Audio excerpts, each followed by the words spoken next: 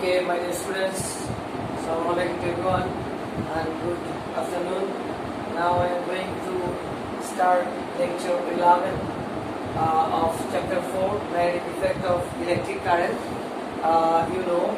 In this chapter now I am going to discuss about properties of magnetic material and hysteresis law. So we write magnetic material. Magnetic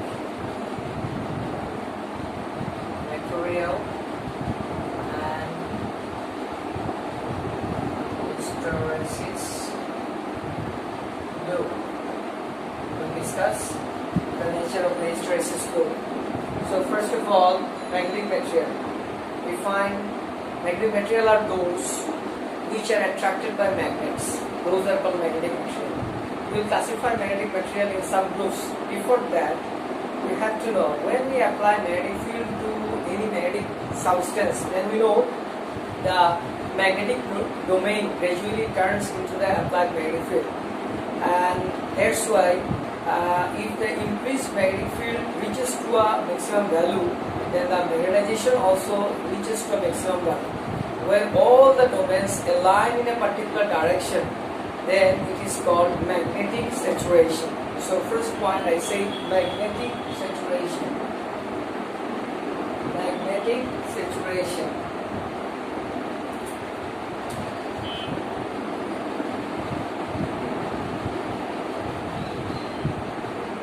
Magnetic saturation is written by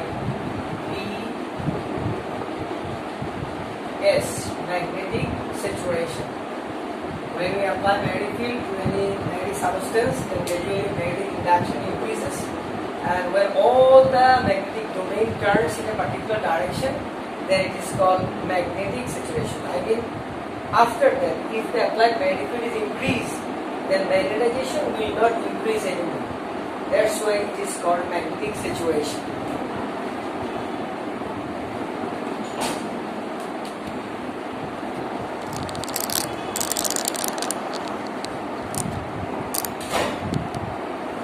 Okay, then the second point is magnetic retentivity. Magnetic retentivity. Magnetic retentivity. What is magnetic retentivity? Magnetic retentivity. Magnetic retentivity. When we demagnetize any magnetic substance, then it will not demagnetize if the applied magnetic field is completely zero. If the applied magnetic field is completely zero, then the magnetic substance will not completely demagnetize. Some part of the magnetism remains in that magnetic substance. That is called magnetic retentivity. Okay? Magnetic retentivity. Then magnetic coercivity. Magnetic coercivity. Magnetic coercivity. BC. What is magnetic coercivity? Okay, so after magnetic retentivity, we find when the applied magnetic field is zero, then the magnetism is not zero.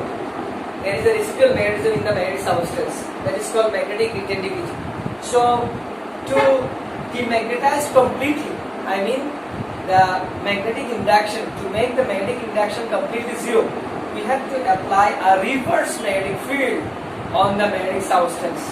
That is the magnetic field that we require to make demagnetized completely. That is called magnetic coercivity. And the last one I tell you,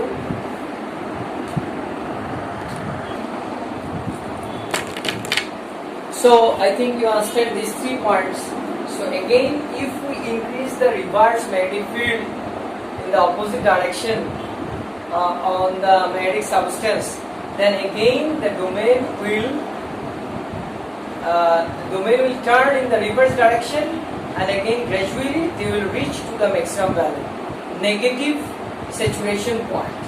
Okay, so if we describe all the points in a graph, that is called hysteresis loop, magnetic hysteresis loop.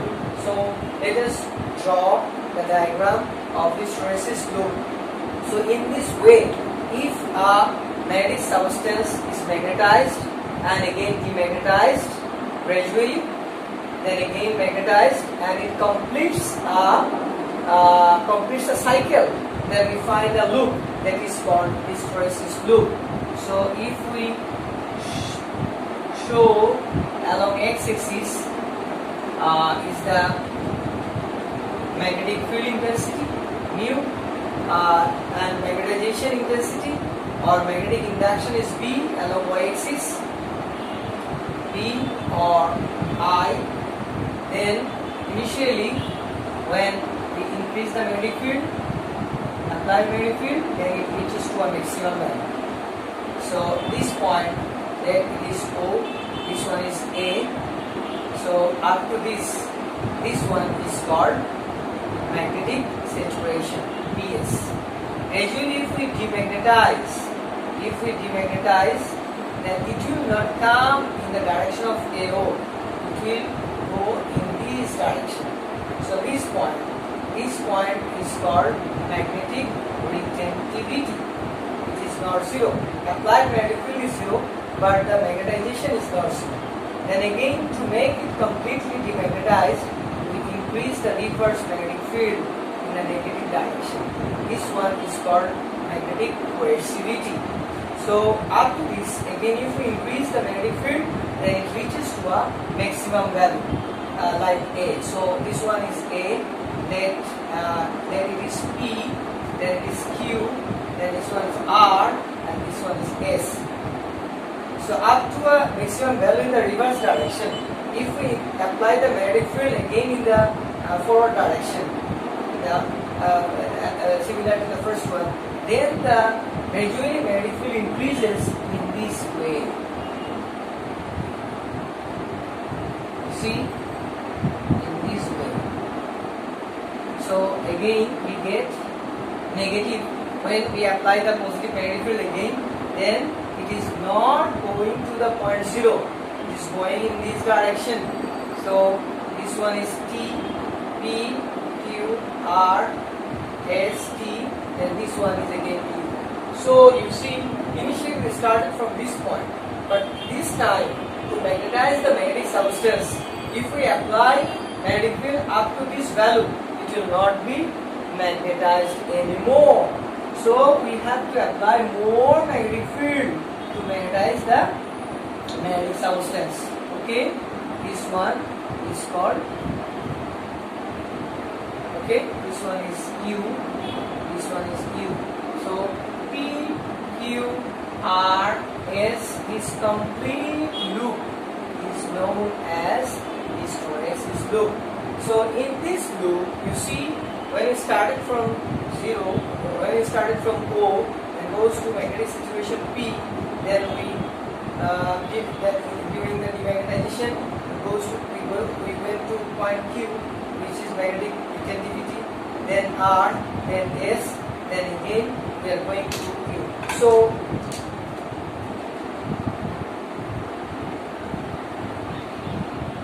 we have to apply more stronger magnetic field to magnetize the magnetic substance in the second time. So in this way, if a magnetic substance is magnetized and demagnetized again and again, then after completing this loop,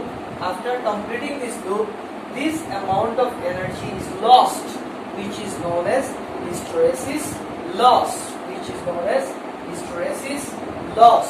So I tell you, this is point P, this is point Q, this one is R, this one is S, this one is T, and this one is Q.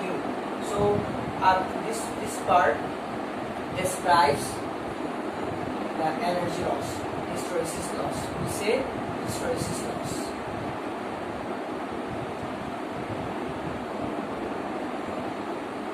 Hysteresis loss.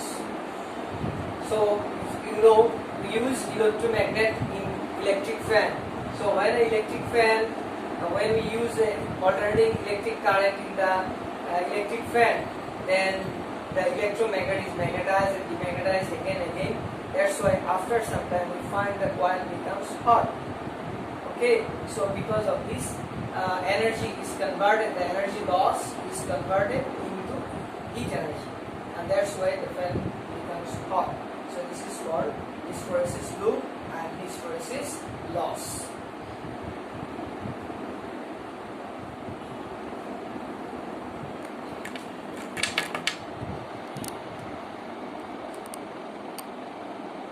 So I think you got all the points in this lecture 11.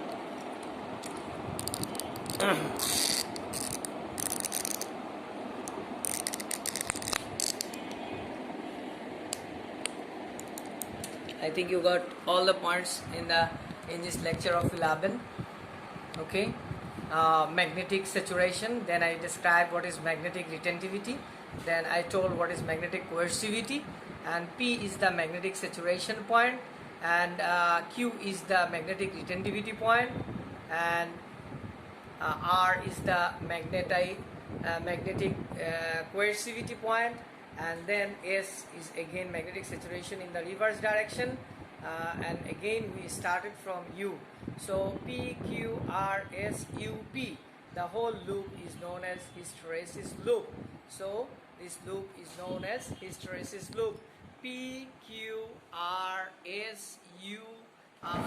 So everybody write the loop, hysteresis loop here in diagram. P,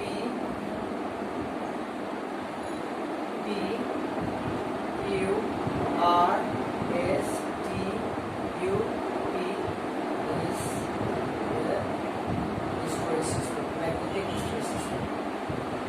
Magnetic hysteresis loop.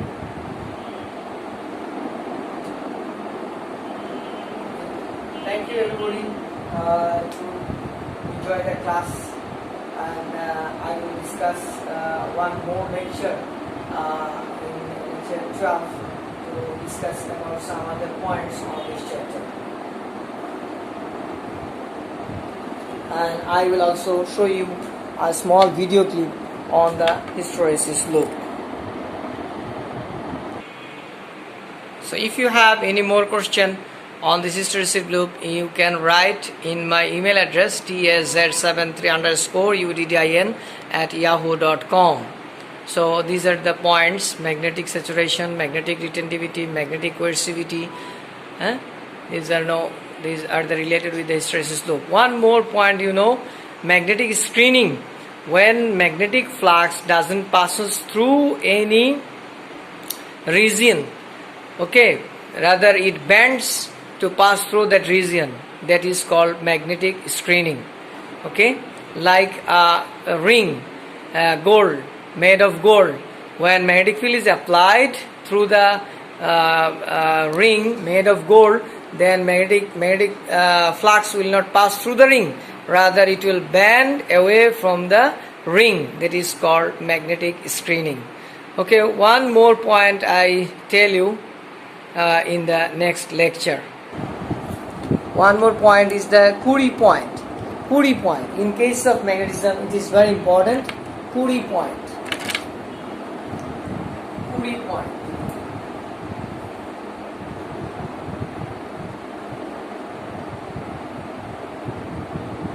When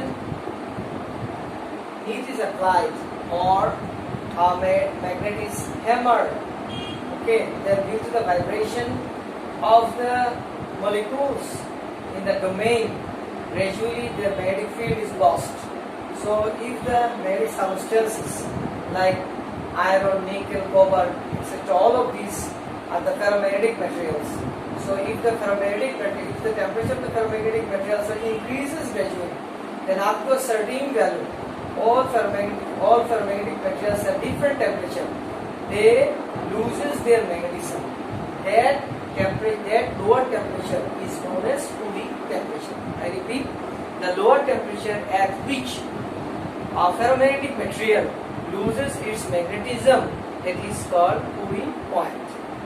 then temperature is called cooling point. So cooling point actually is the temperature. When we increase the temperature, then gradually the vibration of the magnetic molecules increases, and gradually the molecular magnet in a magnetic domain again turns in different direction haphazardly, and they loses their magnetism. That is called Curie point or Curie temperature. Okay, it is expressed by Tc, Curie temperature or Curie point. Different magnetic material have different Curie point. Different ferromagnetic material have different Curie point. Like in case of iron, Curie temperature is 770 degrees Celsius. 770 degrees Celsius is the Curie temperature for iron.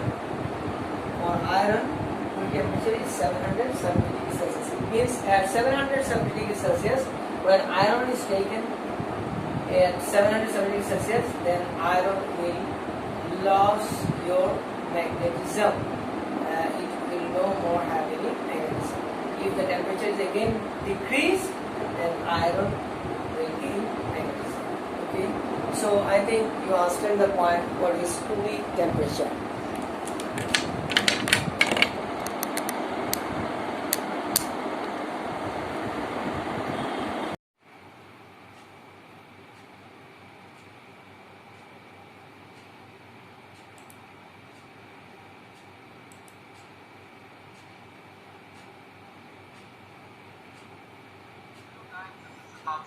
And welcome back to your own channel, Explore Electronics. First of all, thank you for your support.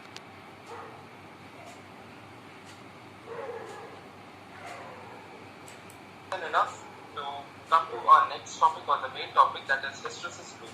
Now, coming to the hysteresis loop, it is being used to study the magnetic property of a material. So, point number one is that the loop shows the relationship between induced magnetic flux density, that is denoted by P, and the magnetizing force, that is denoted by H. So the hysteresis is also known as pH loop or pH curve. So this is the boss. This is how the pH curves look like. But the question is, how is it made like this? So point A, ferromagnetic material that has never been previously magnetized or has been truly demagnetized will follow the dashed line as H is increased. So from here we can say that more the current is applied, stronger the magnetic field is. So at a point A, almost all magnetic domains are aligned, or we can say that magnetic saturation point is achieved. When H is reduced to 0, the curve will move from point A to B. After magnetic force getting 0, some amount of magnetic flux remains. This point is also said as the point of retentivity. After that, when the magnetic force is reversed, the curve moves to point C, where the flux has been reduced to 0. This is called the point of coercivity. After this, the magnetic force is increased in negative direction. The material will again become magnetically saturated, but in opposite direction, or say till point D. After that, reducing H to 0 brings the curve to point E, as shown in the graph. Increasing H back in positive direction will return B to 0. On the things which you need to notice here is that the curve did not return to origin of the graph because some force is required to remove the residual magnetism. The curve will take a different path and it will lead to point F as shown in the graph. And this is said as pH curve or hysteresis loop, and this is how it works. There are a number of primary magnetic properties of a material and can be determined. So we'll talk about them one by one in brief. So number one is retentivity. It is said to be a certain amount of residual magnetic field when the magnetizing force is removed after achieving saturation point. Number two is residual flux. It is the magnetic flux density that remains in a material when magnetizing force is 0. Number three is coercive force.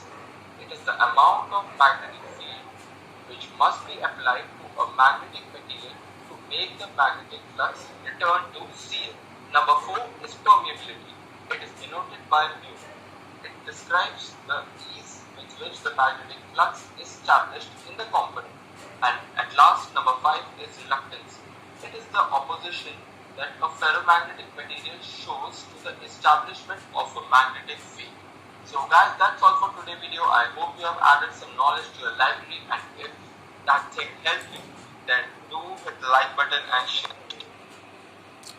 So my dear students, I think you understand the point what is magnetic hysteresis loop and how it is changes with the magnetic field intensity and magnetic induction, and what is the magnetic hysteresis loop loss of energy.